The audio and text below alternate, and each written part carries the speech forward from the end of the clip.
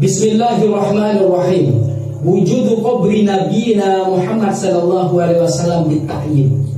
Adanya kuburan Rasulullah sallallahu alaihi wasallam itu dengan penetapan jelas. Maka di makom Rasulullah di luarnya itu ada tulisan, kalau tidak salah itu baina mimbari wa hujrati raudhati. Jadi antara mimbar dan kamarku itu raudhah. Jadi makanya makam Rasulullah itu disebut raudhah. Bahkan ketika kita berdoa untuk mayit atau kita berziarah kubur, waj'alhu raudhatan min riyadil jannah. Jadikanlah kuburan mayit itu seperti taman di surga. Nah, maka disebut makam Rasulullah itu menjadi raudhah. Jadi letaknya antara mimbar dan kamar Rasulullah, maka di tengah-tengahnya itu raudhah. Bisa dikatakan rumah Rasulullah, rumah istrinya, dan itu masuk di kawasan Masjid Nabawi. Wa min fadlillah alladhi syarrafa bi hadhihi ummah famtazat bi alam man siwaha minal umam. Jadi dari karunia Allah Subhanahu wa taala, yaitu memuliakan umat Muhammad itu sampai mengistimewakan dan mengunggulkan dari umat yang lainnya. Anna qabra nabiyina wa sayyidina Muhammad sallallahu alaihi wasallam maklum. Maka kuburan makam Rasulullah itu diketahui, maklum, inda nabi yakinin wa tawatur. Jadi maklum dapat diketahui dengan pasti, dapat diketahui dengan jelas, yaitu dengan keyakinan, dan itu terus menerus dari sumber yang jelas. Jadi kalau kita melihat sejarah kuburan para nabi-nabi terdahulu sebelum Rasulullah itu masih belum jelas. Jadi ada yang menyebutkan di suatu tempat, ada yang menyebutkan di tempat lainnya. Tapi kalau makam Rasulullah itu dita'yin jelas. Jadi meskipun Rasulullah lahir di Mekah, maka Rasulullah meminta dimakamkan atau dikebumikan di Madinah. La syakka fi dzalika wala raiba, tidak ada keraguan, tidak ada kesangsian. Jadi tidak ada keraguan bahwasanya makam Rasulullah itu di sekitar Masjid Nabawi. Fataridun nas fi kulli waqtin wahinin, manusia itu berdatangan dari waktu ke waktu dan dari segala tempat, segala penjuru dunia. Jadi kalau orang yang mengunjungi Masjid Nabawi tetapi tidak berziarah kepada makam Rasulullah, maka di dalam hatinya ada kurang mantap. Jadi ketika sholat atau berkunjung ke Masjid Nabawi, maka sempatkan berziarah kepada makam Rasulullah SAW. Wa tatakabbadu masyaqis safari wa ana ila qabri syarif. Mereka itu menempuh perjalanan yang susah dari Indonesia, dari negara-negara di penjuru dunia, hanya untuk apa? Hanya untuk berziarah kepada makam Rasulullah SAW.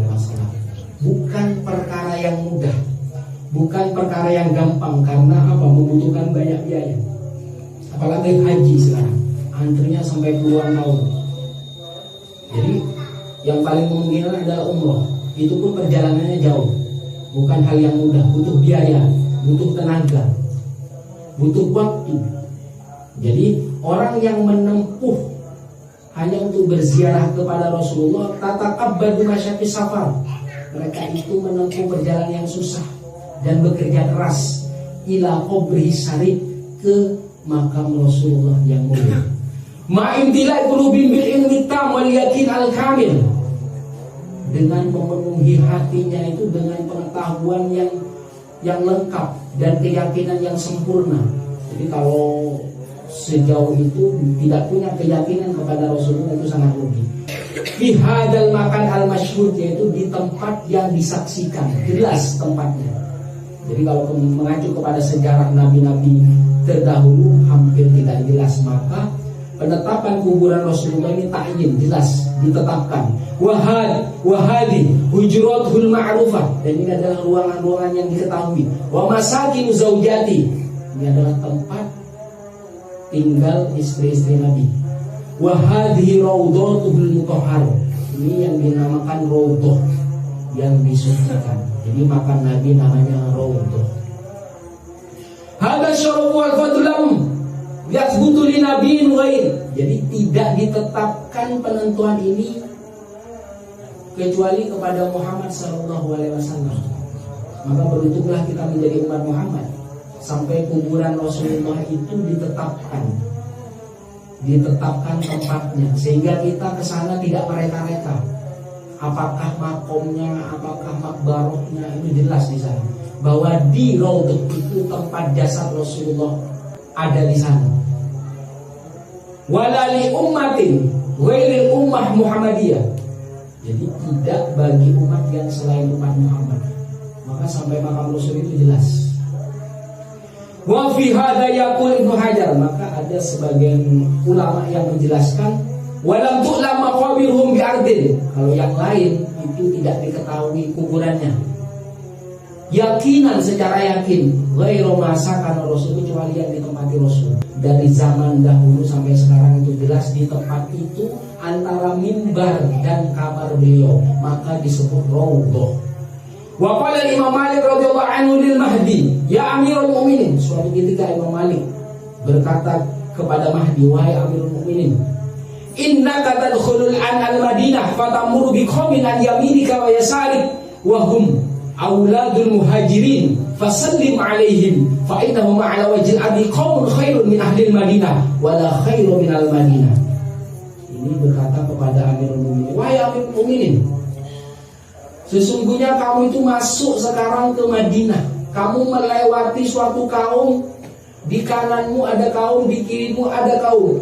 Mereka itu siapa? Mereka adalah keturunan sahabat Rasul yang namanya Muhajirin, orang-orang yang berhijrah dari Mekah ke Madinah.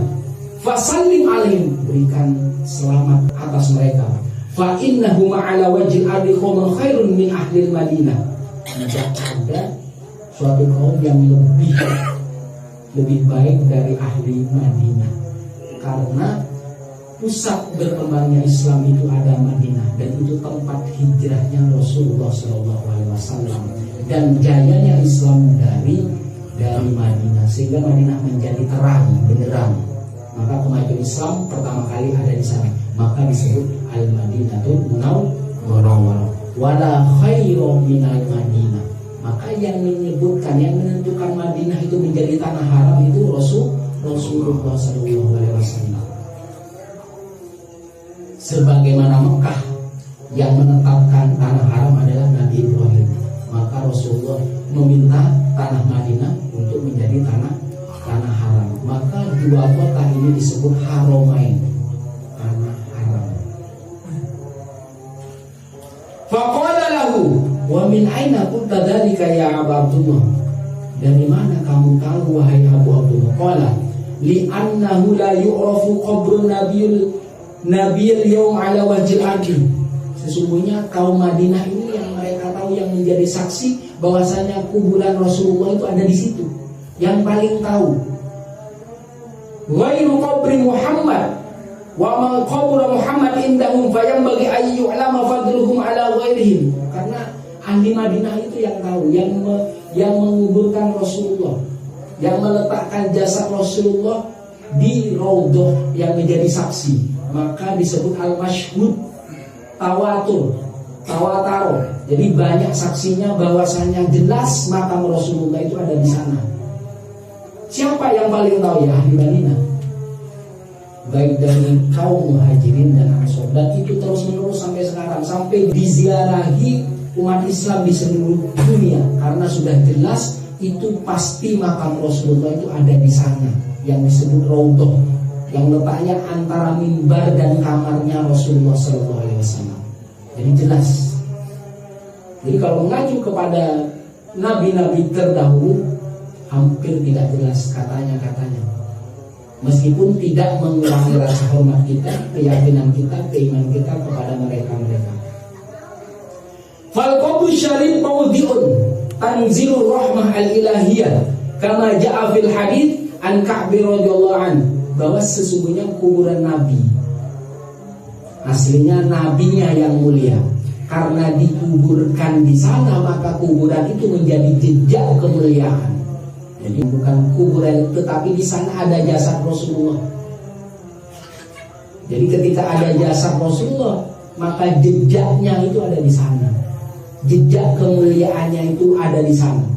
Maka di dalam hadis, wa ma min fajrin yadru illa wa yanzilu sab'una alfan minal malaikati hatta yahuffu bil qabri yadribuna bi ajnihati wa yusalluna 'ala nabi hatta idza amsaw araju wa habatu sab'una alfan hatta yahuffu bil qabri yadribuna bi ajnihatihim wa yusalluna 'ala nabi sab'una alfan bil laili wa sab'una alfan bin nahar.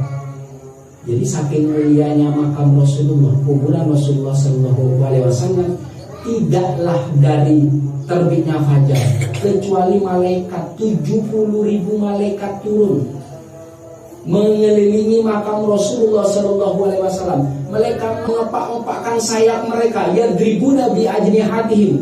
Jadi sambil mengepak-ngepakkan sayap mereka, wa yusalluna, dan mereka bersolawat kepada Muhammad sallallahu alaihi wasallam. Itu di siang hari, sehingga mereka sampai pada sore hari. Araju, yang 70.000 tadi yang dari pagi hari sampai sore itu araju, naik ke langit. Wahabatu sab'un alfan, maka turun 70.000 lagi. Alfan, sama juga yang dilakukan. Mereka mengepak-ngepakkan berkeliling di sekitar makam Rasulullah sallallahu alaihi wasallam sambil bersolawat kepada Nabi. Maka ada berapa? 140.000 ya. 70.000 ditambah 70.000. Sab'una alfan bil laili wa sab'una alfan bin nahar. 70.000 di siang hari dan 70.000 di malam hari. Mereka bergantian. Jadi siang dan malam ada 140.000. 70.000 di siang hari dan 70.000 di malam hari. Sudah jelas keutamanya. Maka ketika makam Rasulullah itu ada di sana dan itu pasti sampai hari kiamat, maka nggak ada istilah kesesatan bagi umatnya. Tidak mungkin umat Rasulullah itu berkumpul dan bersepakat dalam kesesatan.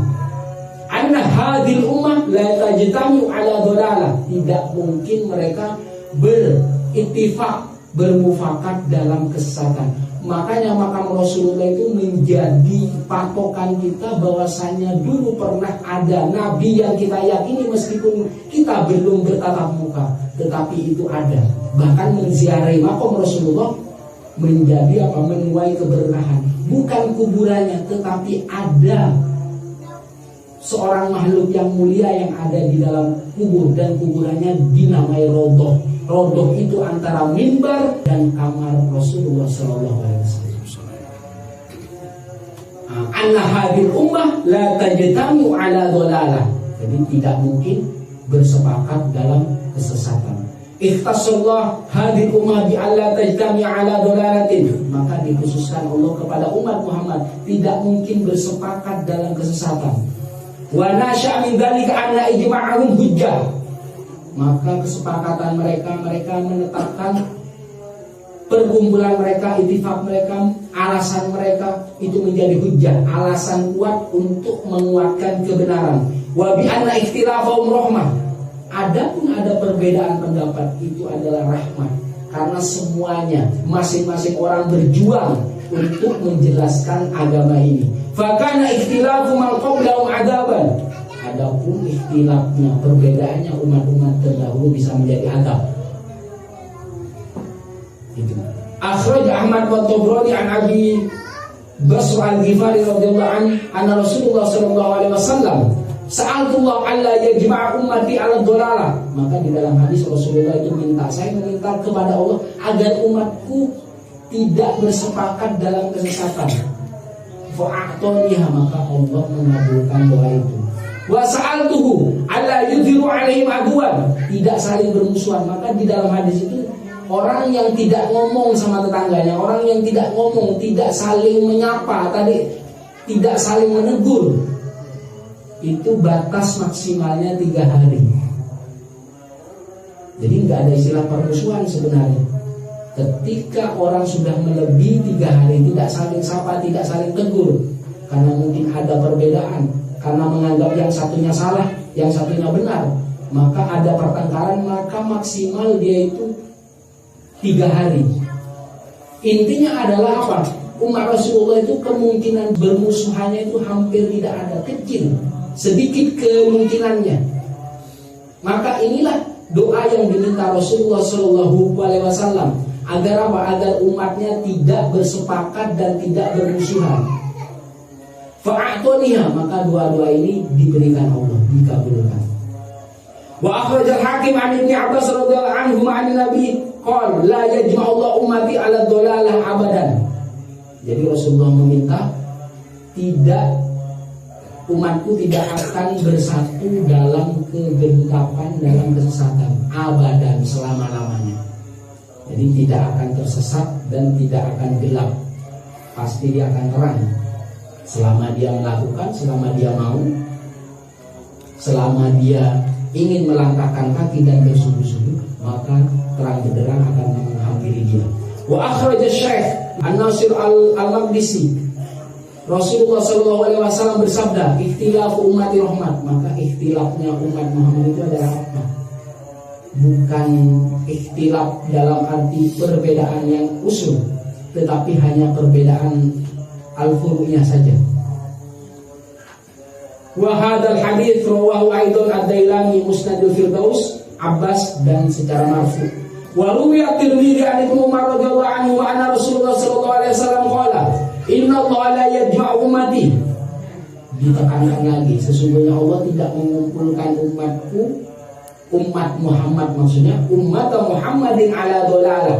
Jadi tidak mengumpulkan. Bisa dipastikan umat Muhammad itu tidak berkumpul, tidak bersepakat dalam kesesatan. Wa yadullu 'alal jamaah wa man syadda finnar. Maka tangan Allah itu di atas orang yang berkumpul, orang yang berjamaah, orang yang mau bekerja sama.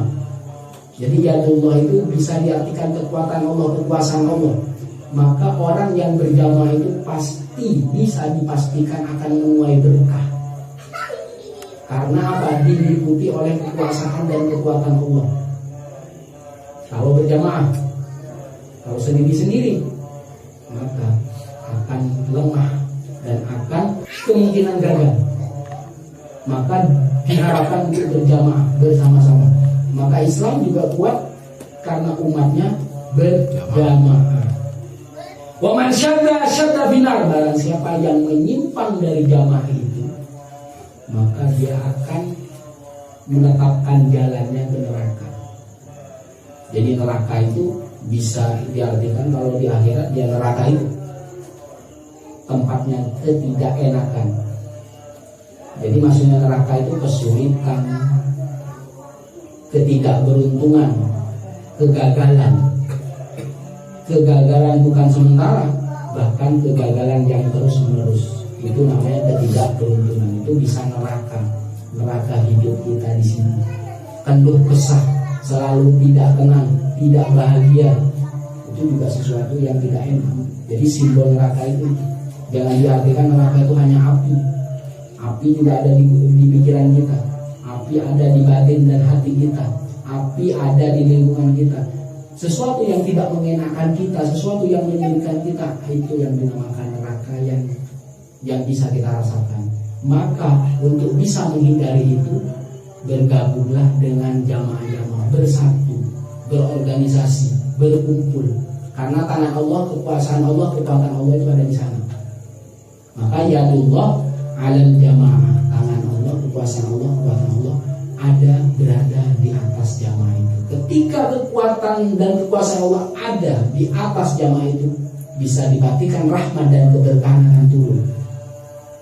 Karena pasti akan menuai hasil akhir, yaitu kemaslahatan untuk kebaikan bersama. Bukan hanya individu saja, tetapi setiap ini yang dikatakan maslahat itu kebaikan semuanya. Semuanya baik. Jadi orang-orang yang berada di jamaah itu akan baik. Itu yang namanya maslahat. Maslahat itu bukan hanya keuntungan pribadi, tapi keuntungan bersama-sama. Ketika sudah banyak, ketika sudah penuh keuntungan yang ada di jamaah itu, maka berikan keuntungan, keberkahan yang ada di jamaah itu keluar. maka menjadi rahmat lil alamin, rahmat untuk semua, untuk alam semesta. Itu. Walu ya'budan Abi Malik al-Asy'ari Rasulullah sallallahu alaihi wasallam qad ajabakumullah min talati khilalin dzakara minha wa alla tajdamu ala dhalalatin. Allah itu menjaga umat Rasulullah itu yang pertama disebutkan agar tidak tersesat, agar mereka tidak berkumpul dalam kesesatan. Ini sudah poin penting. Jadi tidak mungkin ada kesesatan. Ketika kita mau berjuang, ketika kita mau berusaha, ketika kita mau melangkahkan kaki ke jalan yang baik, maka bisa dipastikan tidak akan terjebak dalam kesesatan. Karena ini adalah doa Rasulullah SAW. Maka nggak ada istilah sulit. Karena apa? Karena di dalam jamaah, di dalam perkumpulan itu apa? Marhum, ada kasih sayang di sana. Ketika berpisah, dijaga oleh Allah Subhanahu wa Ta'ala. Jadi agar apa yang kita lakukan, agar apa yang kita lakukan secara bersama-sama menuai keberkahan dan kerahmatan, karena inilah yang diharapkan kita. Jadi hidup itu kan untuk mendapatkan surga, bukan surga di akhirat kelak, tetapi surga di sini. Surga maksudnya adalah kemudahan di dalam hidup kita, kemudahan ketika kita melakukan aktivitas di dunia ini adalah surga. Surga ketika menjelang kematian adalah kemudahan. Untuk apa? Ketika kita proses sakaratul maut itu dimudahkan oleh Allah Subhanahu wa Ta'ala, karena apa? Menyaksikan Rasulullah SAW. Bahkan di alam barzah juga ada surganya. Maka ada doa waj'alhu raudatan min riyadil jannah, jadikanlah kuburannya menjadi raudhah, taman dari taman-taman surga. Wala taj'alhu hufratan min hufaril, dan jangan jadikan liang lahatnya sebagai liang lahat neraka. Ini menjadi doa kita, semoga kita mendapatkan surga di dunia, surga waktu sakaratul maut, surga di alam barzah, dan surga di alam akhirat kelak, dan bisa berjumpa langsung dengan Allah Subhanahu wa Ta'ala. Amin amin ya rabbal alamin.